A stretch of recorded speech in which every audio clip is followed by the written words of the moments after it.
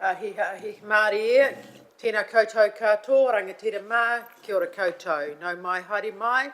Welcome to all of our councillors this afternoon, our weekly council meetings that we're having at the moment. Welcome to our community who may be joining us for this important supplementary agenda. Welcome to our staff who have worked very hard to bring this agenda to us today.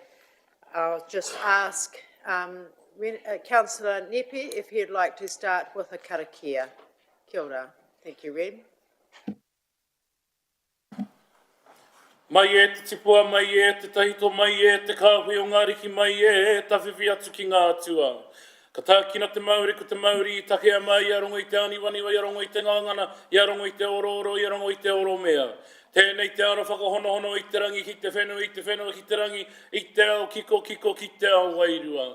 Wai nuku, wai rangi, wai ai, o I tupu ai te maharaipu, ai te Māori, Māori nui, Māori roa, Māori take, Māori matangaro, Māori te timatanga, Māori te whakamutunga.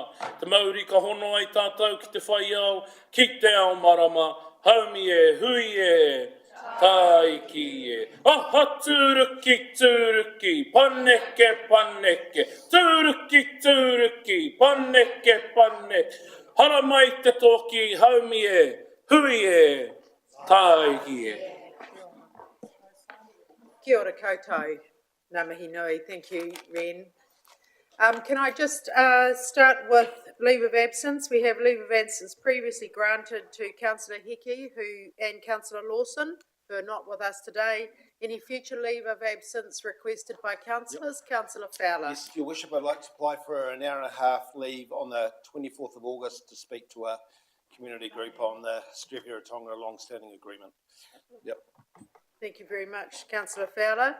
Councillor Dixon. Thank you, Worship. 25th to 29th of September inclusive. Thank you. Thank you, Councillor Dixon. No further leave of absence requested. Happy to move from the chair. All those in favour, please say aye. Oh, have a seconder. Thank you, Councillor Kerr. All those in favour, please say aye. Aye. Any against? Thank you. That is carried. There are no minutes to confirm. Item 4. Item 5, we now move into our long-term plan amendment and consultation document for Cyclone Gabrielle, and also the voluntary residential property and property rights to purchase agenda and a supplementary agenda. I'll invite now both Bruce, Lex, Nigel to speak to the paper. I know everybody's been working hard to bring this paper at such pace to our people to give them some certainty for their future and us to be able to address an item that in the business that we have not ever been part of before and are required to make an amendment to our long-term plan. Thank you. Over to you, Chief. Yeah, thank you, through your worship. Good afternoon, councillors. I'll hand to Mr Allen and Mr Verhoeven shortly, but just to make a couple of obvious statements. Huge focus since the 14th of February has been supporting our community to stand back up on their feet again. We know a number of our communities were highly impacted by this event, and over the last couple of months we've had a process of land classification, the promise of assistance for those that end up in Category 3, and have, along with our colleagues in the region, negotiated with the Crown a package of assistance that goes to standing our community back up on their feet. Investment in basically our transport networks and flood protection, and obviously assistance for those property owners that end up in Category 3. As you said, Your Worship, this activity around offers of property buybacks is not something that has been the business of local government, but has been clearly the position of the Crown, that they were willing to support but not fully fund that activity, that they were entering into these negotiations on the basis of sharing those costs with the community. As we know, the cyclone, whilst it had an impact right across Hawke's Bay, the areas that it most impacted in terms of residential dwellings is in Hastings. We've worked hard to estimate what we think the costs of offering assistance to people in Category 3 will look like. And that's set out before you today. But clearly, one of the things that we're required to do, because this activity is not in our current long-term plan or financial statements, is to prepare an amendment to our long-term plan and associated consultation with our community. We have before you today that long-term plan amendment, a proposed consultation document for you to adopt. And importantly, we'll set out a process where we are using provisions of the government swirl legislation that was put in place after the cyclone, where whilst we are required to consult with our community, we are using the provisions of that legislation for that to be a shortened period of time. We are recommending a consultation process where councillors will make themselves available for drop-in sessions with our community. We are proposing, but your decision, not to hear submissions following consultation, but to deal with the feedback on written submissions, because we are balancing and recognising the need to move with pace to support those in our community that are most affected. But in summary, whilst we only have to consult by law on this new class of activity of voluntary buyouts, it will see $50 million of ratepayers' money. It is a capped contribution based on the best estimates that we've been able to make at this time. And that $50 million is offset by the transport arrangements, $260 million for the region, $197 million of which will come to Hastings and will offset what we would normally have to pay as a subsidy. So the key point that it is on this deal rating neutral, but we've tried to also set out for our community that whilst it enables us to get on with some things around standing our community back on their feet, there are big costs associated with the recovery. And that's a conversation we will be having with our community, not through this process, but in 2024 as the council grapples with the next long-term plan. But with those comments, if I've missed anything, I'd welcome Mr. Allen or Mr. Verhoeven to make any comments, but then we'll, I think, Your Worship, open it up for questions. Thank you. Mr. Allen, do you have anything to add? I think the Chief Executive summed it up very nicely, Your Worship. I think I'll just quickly run you through then the recommendations that are in the papers. And we'll just, so as Mr. Bickle's already alluded to, what you've got in front of you on the agenda is an amended long-term plan. And whilst it's thick, it's the full LTP, it is capturing the impacts of this additional piece of activity that we're asking you to consider today and what we're consulting on in particular. So that's the attach. We're asking for that to be adopted. There's a consultation document that goes with that that'll be available for the community that tells the story as to why we're consulting and the background to that. Like Mr. Bickle discussed, I mentioned there is the Severe Weather Emergency Legislation Act, or SWERLA, as we've come to affectionately know it as. Under that process, a special consultative process, which is what procedure, which is what this is, requires normally a 1-month process. That piece of legislation provides for us to undertake this in 14 days. We're recommending that we take advantage of that provision within the legislation that's there for us. The reasons for that are in the report.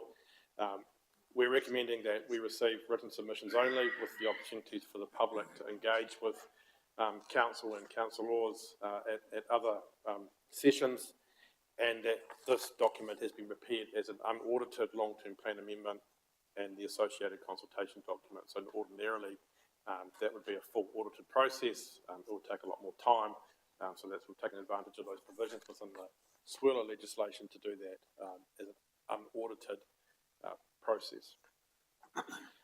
We do note that because of these changes, and when you bring in one particular adjustment to the LTP, it does sometimes create some outcomes that are outside of your policy settings, and that's been the case with this as well. So what we're acknowledging with this is that when just taking this item in itself in isolation of other changes within our long-term plan, we are having an exceedance of our debt-to-income ratio. When we work through the LTP, we fully expect that you'll see a different result when all of the ingredients to that plan are pulled together, it does have an impact on our balanced budget. As in local government, we're required to balance our budget, generate enough income to support our operational expenditure. And just when you bring in this one additional item, it does have that impact. And we also ask that delegation be given to the Chief Executive if there are amendments that come from this meeting to the consultation document, that we can do that prior to it being made available to the public tomorrow. So on that basis, happy to take any questions. Thank you. Councillor Kerr. Thank you, Your Worship. A question to Mr Allen.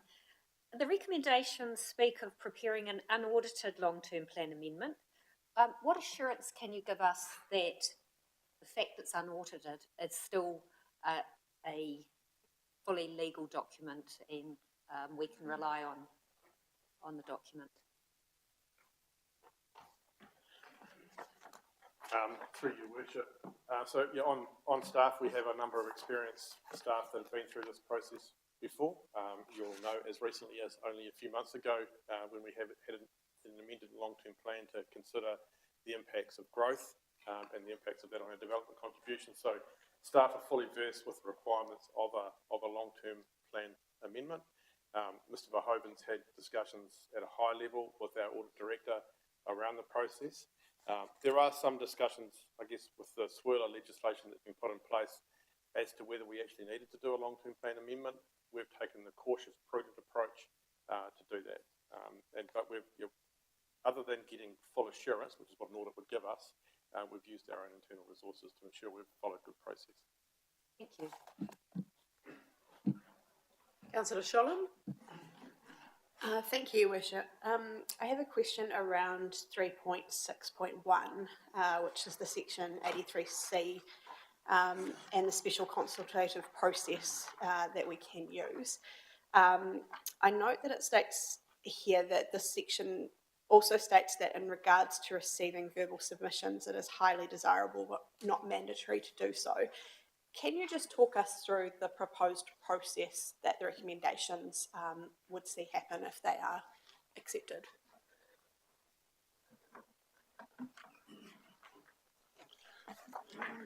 Through Your Worship. We've had a lot of advice on this issue, and there is no legal grounds that we can find that supports the decision making through this. But what we have tried to do is provide sufficient alternative opportunities for the community to engage with council and council laws on this issue, to seek feedback from them, and to do that in a way that we can gather that information and present it back as a whole, as much as we are receiving written submissions as well. I'm not sure if that answers. Thank you. I think the only concern I understand that not hearing submissions verbally expedites the process, which is definitely something our community would be interested in. My only concern around that is in a normal format, the whole council would hear the views of those who are presenting their submissions verbally, while the proposed alternative process that we're looking at the moment may only have some. And so I guess my question is whether or not any thoughts been done in terms of the process of that information coming back to council, and how we can make sure that those few that may have heard can voice those views and have them heard on behalf of the community. Sholin, I think that this is something that I'd like us to put our minds to. This is our decision if we want to hear submissions or not, and so I think that is I think I'd like to hear from some other speakers too. Oh, sorry, Lex, did you want to add anything? Well, I can just address the question. The proposal is that a record of those information sessions will be gathered and brought back to the council as part of the overall, one of the bits of feedback that you're going to get along with the written submissions, so you've got a complete picture of the conversations that have occurred across the community. Thank you. That's a helpful piece of information I hadn't gleaned from this. So the conversations that happen on the day in those drop-in centres will actually be recorded, is that correct? Like in some form of way? Yeah, I suspect that's going to come down to me, so I'll be attending those sessions and bring that back to you and bring you the themes and the flavour. Having also discussed that with the councillors that will be attending those sessions as well. But I'll be there to create that record. Fantastic. If I may make a comment, Your Worship, the reason why I'm quite concerned about that is because there will be parts of our community where doing a written submission is just not something that they feel comfortable doing, or perhaps may not even have the skills to do. So ensuring that we have an avenue on which people can verbally submit is really important. So if we're going to do the recording on their behalf, that gives me some peace of mind. Thank you. So, do I have any other views on whether or not we see the process in front of us being sufficient to get as Councillor Sholham's outlined, to hear our community's views? And I'm very open to holding a hearing for those who wish to speak. It's not mandatory, as it says in 3.61, but it does provide us the opportunity to capture some of the voices that people may not have sent in using other channels. So I'd be interested to hear other views. Councillor Kerr? Thank you, Your Worship.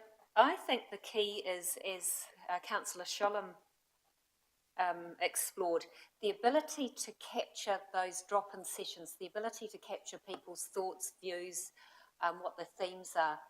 I think it's really important, and then we can add that to the written submissions, and that's what will make our basis of our decision on. So I'm actually very comfortable with the recommendations in the paper. Councillor Sholham? Thank you, Worship. If I may as well, just following on from Councillor Kerr, I am a lot more comfortable having heard the record will be taken, because also the drop-in centres are probably a lot less imposing and nerve-wracking environment than potentially Chamber is as well. And we are talking about community members who are going to engage with us who probably want to do so in a much more friendly environment. So I do see some benefit in that if we are going to be keeping a formal record. Thank you. And I think that the team, the program that they've got for publicising and making sure everybody knows what those drop-in centres look like is very thorough, and so everybody should have that opportunity. Councillor Corbyn? Thank you, Your Worship. I'd be in support of people speaking to their submission if it was possible within the time frame. I don't think recording and written submissions actually capture the passion and emotion and conviction that people have in what they're saying, but that would come out in a meeting in person. Thank you, Councillor Corbyn. So would you wish to make an amendment or add a recommendation, or would you like to hear from other speakers first? I'd like to hear from others first. Okay, thank you. Other speakers, please. Councillor Butto. Thank you, Your Worship. Really appreciate the efforts of the staff in putting this together in the time frame that it has, and to me, a really important part of this process needs to be the speed at which we can do it to give our community certainty of their future and control over their lives. I would be interested to understand from the staff around the capacity to do hearing days, especially if those take a number of days, and what that would do to the timeframes involved. Thank you. Who would like to answer that? Mr. Allen or Blitz? Well, it's a difficult question to answer, determining on the uptake of that opportunity. All I can tell you is the timeframes are a lot tighter than a normal process that we've undertaken as a council, and haven't turned my mind to it, given that hasn't been the direction to date. I don't have a comprehensive answer for you.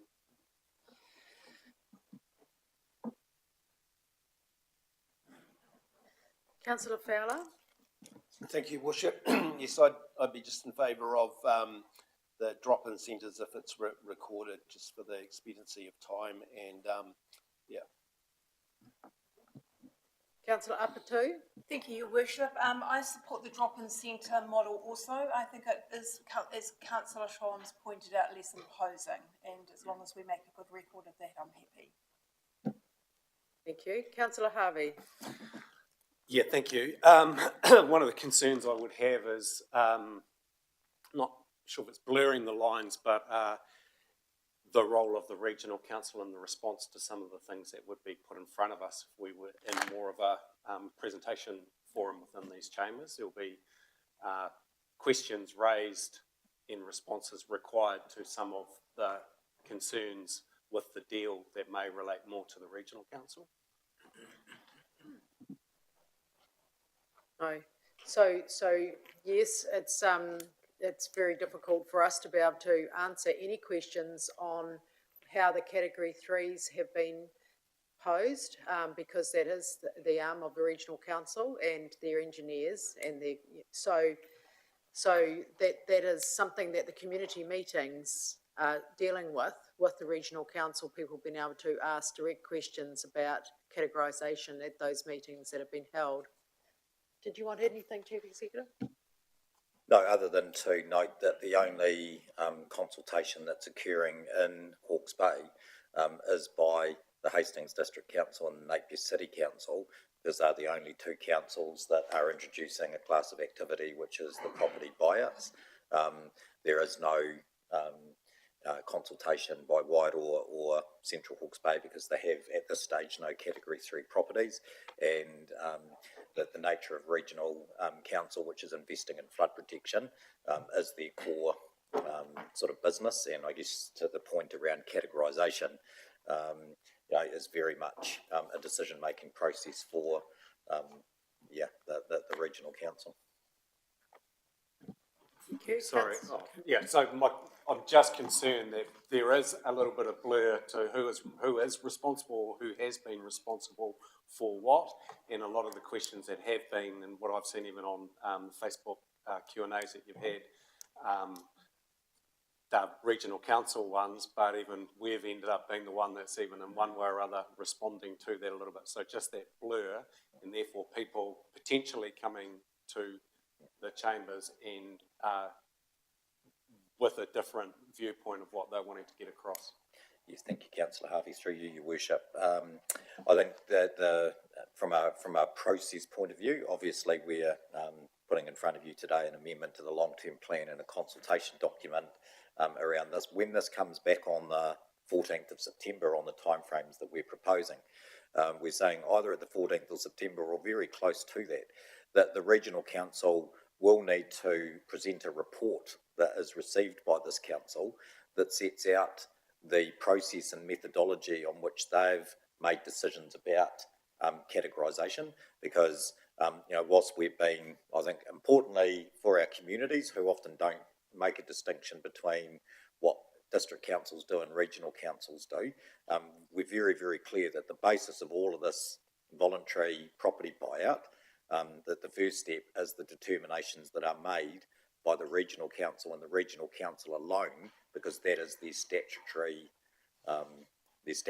role, and it is not something other than attempting to understand and ask some questions, is the role and responsibility of the district council. So I think it's a good point. So I guess for anyone that's watching, because whilst we are trying to be shoulder to shoulder, being very clear for our community that the decisions on the categorisation of land is the responsibility of the regional council because of their role, their statutory role around hazard management, flood protection, and that this council will need to understand before it adopts any future policy and voluntary buyouts, if that's where you land as a decision following consultation, the fundamental basis of it is the categorisation that has happened by the regional council.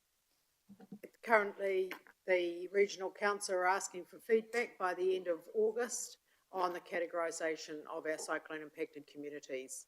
So people are having that opportunity at the moment to present their feedback to the regional council, and so I asked the chief executive the other day. They'd had quite a few people feeding back on their categorisation. Councillor Dixon. Yeah, thank you, Worship. I'm also in favour of the drop-in centre. They're user-friendly, they're more personal, they're widespread right across our community, and I think people enjoy actually coming to them and expressing their view in a confined space. So That's what I'm in favour of. I've got another question around 3.22. Would you like me to ask it now or later? Thank you. So I'm just looking at the balanced budget benchmark of greater than 100% is not met in 23-24. It only meets 97%. And 24-25, it only meets 98%, and then improves to exceed the benchmark. What factors have we got there that are going to allow it to improve in the future? Through your worship, fundamentally the impact of the voluntary property purchase program is scheduled for the first 2 years. So it's a 2-year program, and after that we revert back to a normal business, and that has that impact of ensuring the budget is balanced going forward again. Thank you, Mr. Allen. I didn't realise that. Thank you. Thank you. Councillor Butto? Thank you, Your Worship. I just wanted to echo my colleagues' comments around the drop-in sessions and my support for them. I also like the idea that we are leaving our house and going to see people in the communities where they are and making ourselves available across the region. Thank you. Councillor Nixon? Yeah, thank you. Yeah, some people operate better in the drop-in centres and some by making actual submissions, and I do feel that we are excluding some opportunity for people to get their points across. The question I've got is whether we have adequately resourced the drop-in centres to make sure that we do hear and record the various submissions that we're getting, because it's a fairly informal environment. I'm just wondering how well we'll be able to do that. Will we have enough, sufficient people there to do that? Well, the short answer from the Chief Executive, through your worship, is we will ensure, given the importance of that it is resourced by the staff to record the views of those that come in to engage with the councillors that are committing to be at the drop-in sessions. Thank you. Councillor Sholem? Thank you, Your Worship. One final question from me. I'm looking for reassurance that this alternative drop-in centre process we're going to take won't open up council to any questions around the legalities of it in the future. Can someone put my mind at ease, please? Oh, Mr. Allen might want to add, we have taken advice on that particular issue, and that has drawn out the importance of the record from that being brought back to the council, and that's why we're putting our effort into that. If I may, Your Worship, if you will accept it, I would be very happy to move the recommendations based on all that information. Thank you, Councillor Sholem. Councillor Kerr, are you happy to second? Thank you very much. We have the motion on the table. And can I just, in terms of councillors' concern about recommendation E and the and our financial strategy and our financial wellbeing going forward, we will be working with the government to ensure that we get more funding for roads and more funding for our bridges and our recovery. And so that is an opportunity for us. So while we're working in this space at the moment, what is on the table with this offer and this cost sharing, we will be working with our partners, with the Crown, to access more funding for our recovery, to have less burden on our ratepayers. So this isn't the end. To me, this is the beginning, and this isn't, the way we will, because we know that our ratepayers on their own cannot invest back in the enormous investment on our rural roads and bridges as we recover. So I just wanted to add that piece of information. If there's no further comments or questions. And there's been an announcement today and by the government, and it's just come through. So, Chief Executive, you just might like to share the announcement with the councillors. So the government today has released their government policy statement and made some significant funding announcements about transport, and included in that is a funding decision to 4-lane the expressway from Omahu Road to the Taradale turn-off, and amongst other investments. other investments on repairs and maintenance to roads, 2 billion. Fabulous, thank you very much. Right, we have a mover and a seconder. Thank you everybody for your input into those recommendations and considerations of how we best engage with our community. I'll put those recommendations. All those in favour, please say aye. Aye. Any against? Thank you. That is carried. Thank you very much.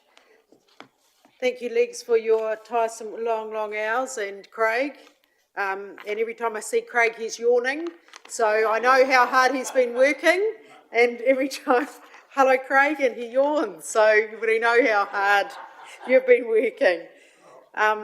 Okay, if we move to item 6, please, the proposed amendments to schedules of meeting. Louise, thank you. Happy to move, Your Worship. Thank you, Councillor Kerr. Seconded, Councillor Butto. Any questions on that schedule of meetings? I'll put those recommendations. All those in favour, please say aye. Thank you, Louise. Any against? That's carried. Thank you. I'd like to welcome now our independent chair of our Risk and Assurance Committee, Mr. John Nichols, if you'd like to come to the top table, thank you.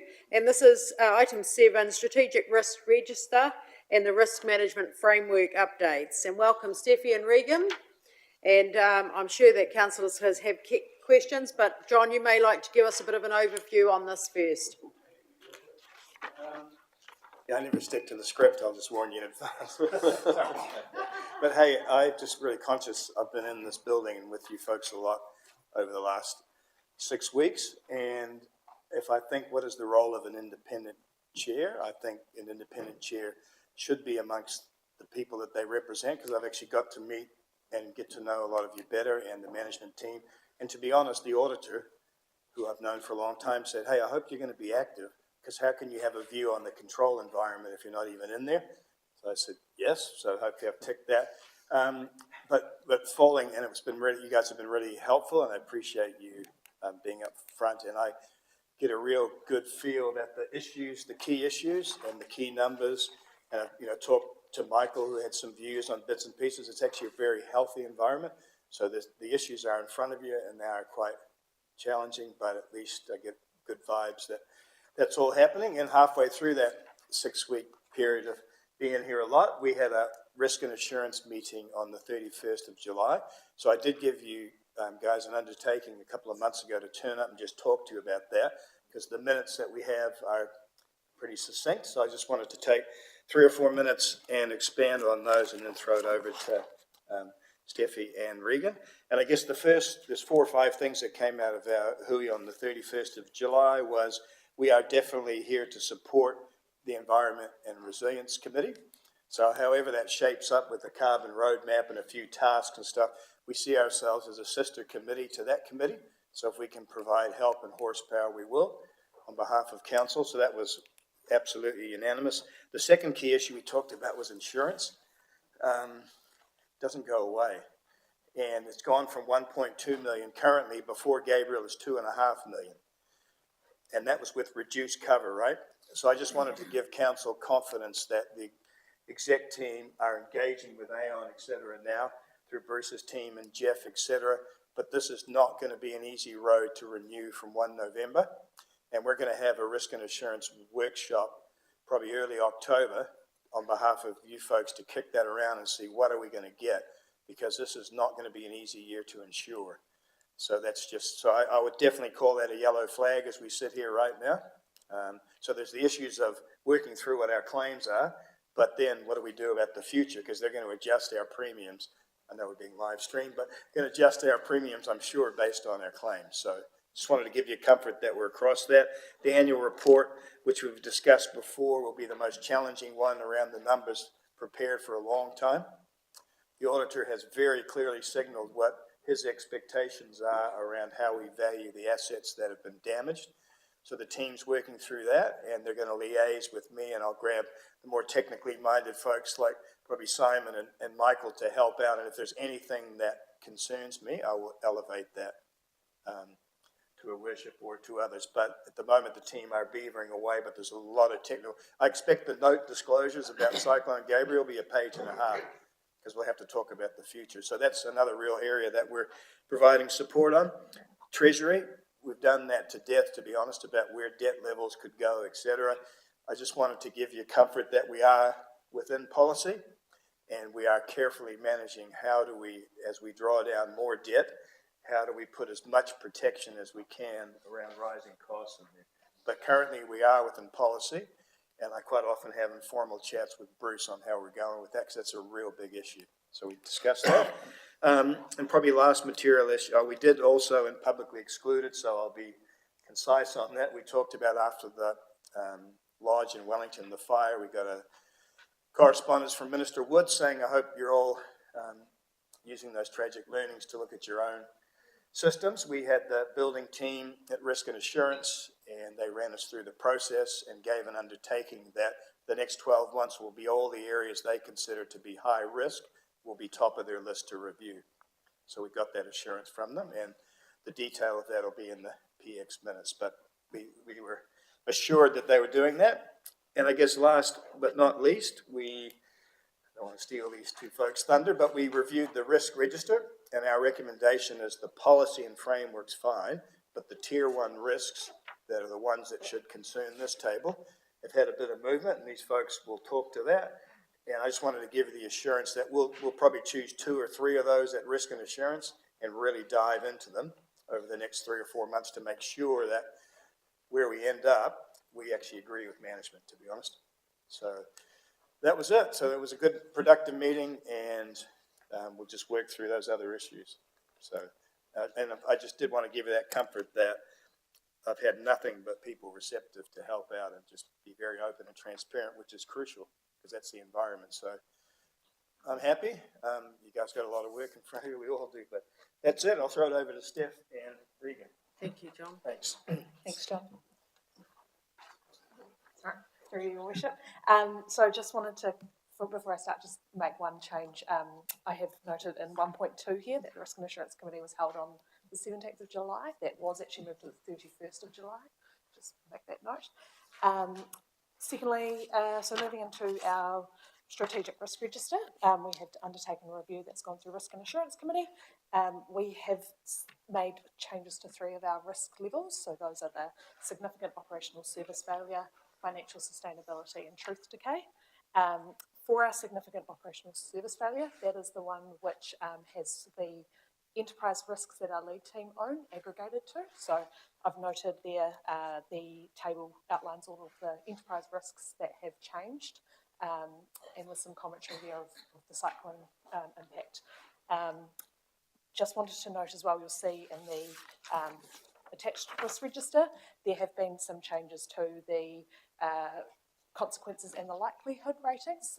That doesn't always necessarily mean that they've changed the overall risk level. If there was already a high likelihood of it occurring, it may not have affected it. So that's those there. Do you want to add anything else? Happy for questions. Yeah. Thank you. Councillor Nixon? New Chair, Risk and Assurance.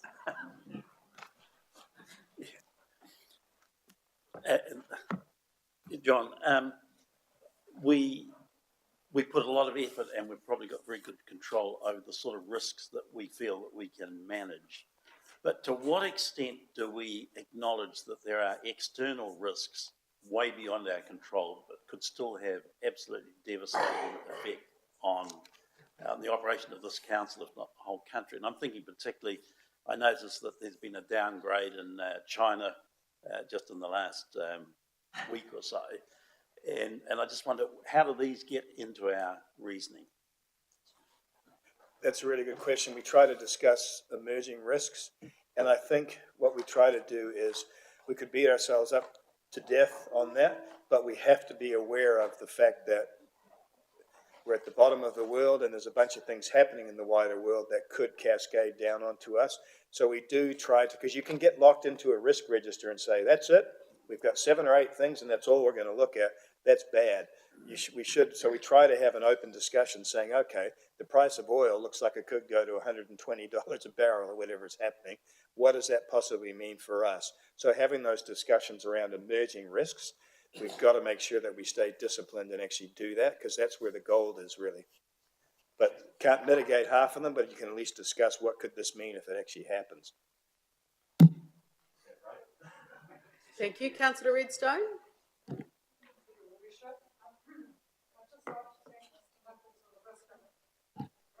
Insurance Committee for your support for the Environmental Resilience Committee. As the chair, I'm really pleased to have that support, and you will help us build a better and safer future for our future generations. Kia ora. Thank you, Councillor Redstone. Well said. Any other further comments? Councillor Sholem? Thank you, Your Worship, and thank you for this report. It was actually quite easy to digest, which I wasn't expecting. I do have some, yeah, well done, team. I do have some questions around, I really appreciate in particular the breakdown of enterprise risk, the tier 2 risk, because it's not an area that I've had much oversight personally because I'm not on risk and insurance. One of the areas that I'm particularly concerned about, which I see noted in here and has moved from medium to high, is the loss of key knowledge. And I understand that it's been identified, which is superb. What I'm now looking for is an understanding of how that risk, having now been identified, actually translates into actions to combat that risk. Yes. Regan, is that you? It is a very good question. So we have at the lead team meetings the last couple of months been talking about the changes in the risk level for those enterprise level risks, and that's one of them that's changed considerably. So Stephanie and I have met with Ron Bayliss as Group Manager of People and Capability, and we did a review of the things that we've got in place as controls for that risk. We've identified the risk around the loss of knowledge rather than the loss of a person, so that we can focus also on how we retain the process knowledge, policy information, look at succession planning, team size, how we break down roles and those sorts of things as well. This has been an ongoing process for the lead team, like looking at identifying people that are key points of failure, if you like, where they hold all that information themselves. And so there is an ongoing program of work to broaden that out so that they share their knowledge a bit more across the organisation. Thank you, Councillor. Just a follow-up as well, I'm just interested to understand, and again, it could be because I'm not in certain committees, how that, as that progresses, is fed back to governance to give us peace of mind that those risks are being addressed. So through the process, generally we report the enterprise risks to the executive team, and they oversee those, and when it's deemed appropriate, they're escalated to risk and assurance in the first instance for discussion, where there's a point of say concern or additional attention required, and if risk and assurance believe it appropriate, then it'll come through to full council. Which areas within our organisation at the moment are we most concerned about? Question perhaps to you, Deputy CE. Yeah, through your worship. I think across the board, the organisation's under a heightened state of activity, and that's putting pressure on a large number of staff. So I don't think there's necessarily one or two key areas. There's always there's staff across the organisation that have an incredible amount of knowledge that they retain, and that would be a great loss if they were to move on. But we're just really cognizant of it, have been for a long time. It's just one of our key enterprise risk areas that Mrs. Bayliss has a very keen eye over, as does the Chief Executive, and we work pretty hard to try and minimise that risk. But certainly when you're in an environment where there's lots of activity going on, lots of pressure on staff, it does heighten that risk, which is what's being reflected in this report. Thank you. Thanks, John. And you guys have to look after yourselves as well as governors, right? And that was, thank you for reminding me, that was the final thing we closed our risk and assurance meeting with, was don't forget about governors and the lead team and the exec team. If we're true to our culture about our values and our well-being, you got to look after each other. Thank you. Because that's what it's all about, is look after each other. So. Thank you, John. Councillor Redstone? Happy to move. Thank you, Councillor Redstone. Have a seconder, please. Councillor Fowler, any further questions or comments? I'll put those recommendations. All those in favour, please say aye. Aye. Any against? Thank you. That is carried. Thank you, team. It's great work. Just a question from me when I'm out seeing our beautiful temporary bridges. Do we insure those bridges ourselves? How does that work? Mr. Thu, you might be able to help me with that. Through your worship. Yes, we do. We are fortunate to have some bridge insurance cover.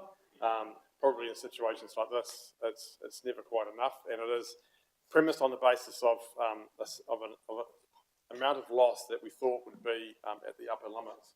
Cyclone Gabriel fully tested that and pushed us beyond it. But we will receive, it's been finalised, our full claim, which will be $10 million through that process. Great, thank you. Now we don't have any minor items or any urgent items, but we now move to item 10, which is a recommendation to exclude the public for items 11 and 12. I invite now Mr. Cameron or Mr. Allen to talk us through these two items and why they should be excluded from public. Through your worship. So as is always the practice when we're discussing the matters of an individual around the appointment to a committee or a governance role, we do that in public, excluded to protect their privacy. And you have a report on the Affordable Housing Fund that's public excluded to protect our ongoing commercial negotiations in that process. Thank you. Councillor Kerr. Your Worship, I'm happy to we move into PX, but I'd like an addition that Mr. John Nicol, as Chair of Risk and Assurance, stays for the agenda item 11. Thank you. Happy to accept that. I have a seconder, please. Councillor Sholem. Thank you. I'll put that recommendation. All those in favour, please say aye. Aye. Aye. Any against? Thank you. That's carried. We now move into PX, and I thank our community who have joined us today. And so do we have another council meeting next week, Chief? No. 7th of September is our next one, so we'll be back again then. They're very regular occurrences at the moment. And then the 14th, the following week, so it's a very busy time for everyone. So thank you for joining us today, and we now move into PX. Thank you very much.